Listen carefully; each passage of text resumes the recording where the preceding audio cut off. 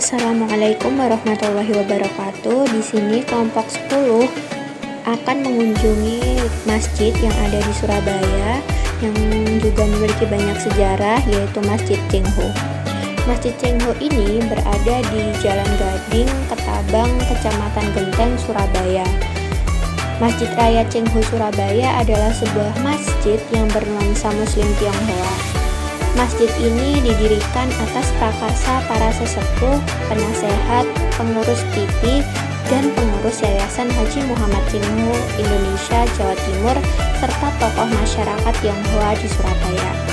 Pembangunan masjid ini diawali dengan peletakan batu pertama 15 Oktober 2001 bertepatan dengan Isra Mi'raj Nabi Muhammad SAW. Sedangkan pembangunannya baru dilaksanakan 10 Maret 2002 dan baru diresmikan pada 13 Oktober 2002.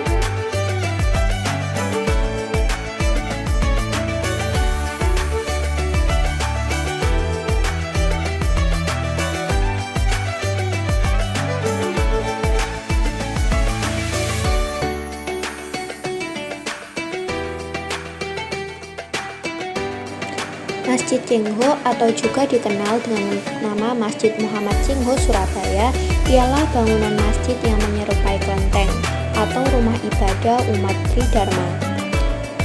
Masjid ini didominasi warna merah, hijau, dan kuning. Ornamennya kental nuansa Tiongkok lama. Pintu masuknya menyerupai bentuk pagoda. Terdapat juga relief naga dan patung singa dari lilin dengan lafaz Allah dalam huruf Arab di puncak pagoda. Di sisi kiri bangunan terdapat sebuah beduk sebagai pelengkap bangunan masjid.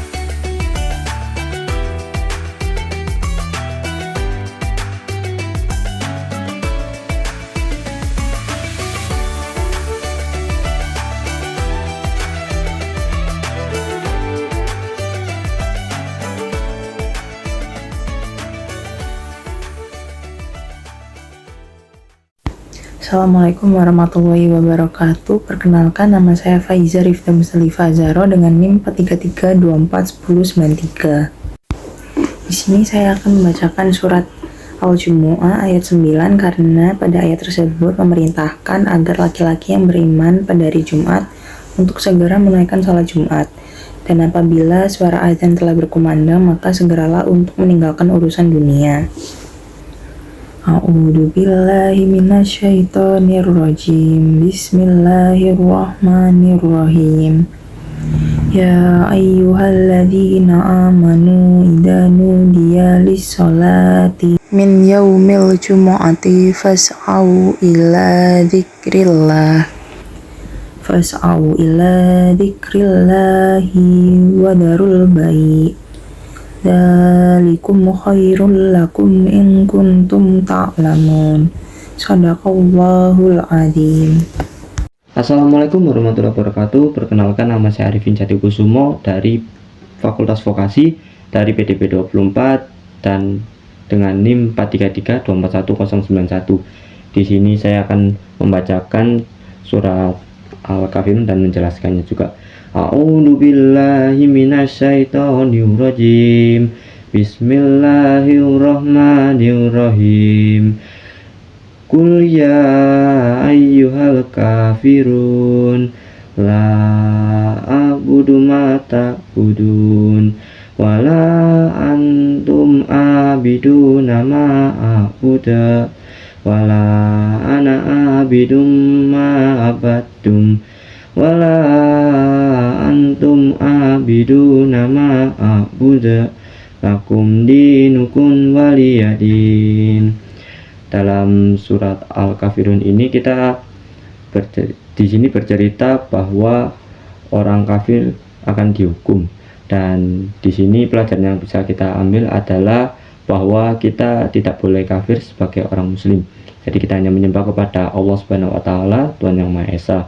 Dan untuk kepercayaan lain ya juga menyembah dengan Tuhan yang sesuai dengan kepercayaannya.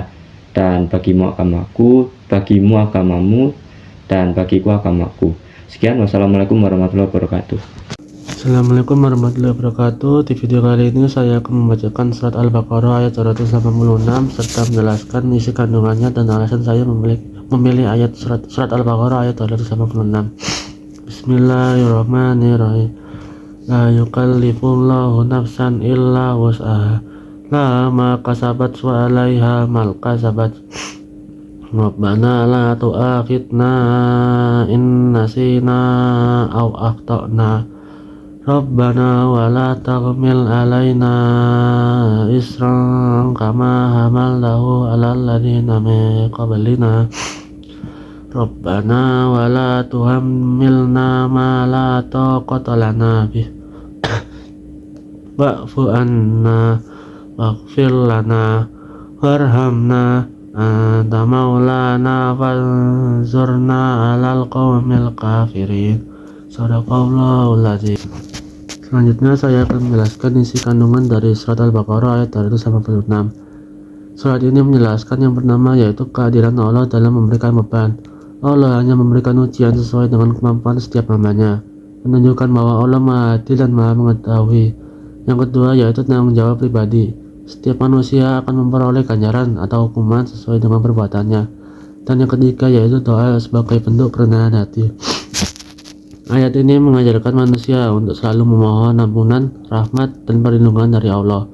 Dan berikutnya yaitu alasan saya memilih surat Al-Baqarah ayat 286. Saya memilih ayat ini karena ayat ini memuat pesan pengharapan dan keyakinan bahwa kita tidak akan diberi ujian di luar kemampuan kita. Hal ini relevan untuk menguatkan mental dan spiritual, terutama di saat merasa lemah atau tidak mampu menghadapi suatu tantangan. Terima kasih, sekian. Wassalamualaikum warahmatullahi wabarakatuh. Bismillahirrahmanirrahim. Ya ayyuhalladzina amanu idza qila lakum tafassahu fil majalisi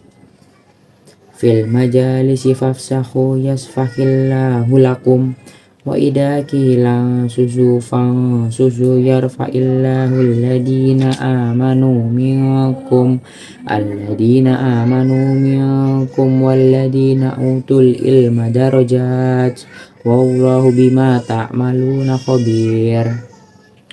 Shadaqallahul azim. Jadi barusan saya membaca surat Al-Mujadilah juz 28 ayat 11. Alasan saya memilih ayat ini karena di ayat ini mengandung makna bahwa Allah itu akan mengangkat derajat orang-orang yang berilmu serta yang menuntut ilmu. Assalamualaikum warahmatullahi wabarakatuh. Perkenalkan, nama saya Dinda Dwi Rizkyani dengan NIM 4122-41090 dari Fakultas Vokasi Prodi Fisioterapi. Di sini saya akan membawakan satu ayat yang menurut saya sangat bermakna, yaitu dari Quran Surah Al-Insyirah ayat 5, fa inna ma'al usri yusra, yang berarti bahwa dari beserta kesulitan itu pasti ada kemudahan.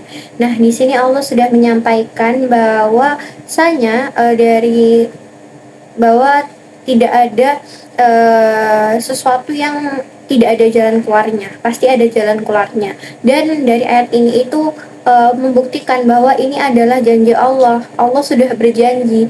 Jadi kita tidak boleh berpikir bahwa hidup ini di masalah itu kita akan menerima masalah terus, tidak, tapi di hidup ini juga Allah menyertai kemudahan. Jadi di balik kesulitan itu pasti ada kemudahan. Wallahu a'lam bishawab. Wassalamualaikum warahmatullahi wabarakatuh.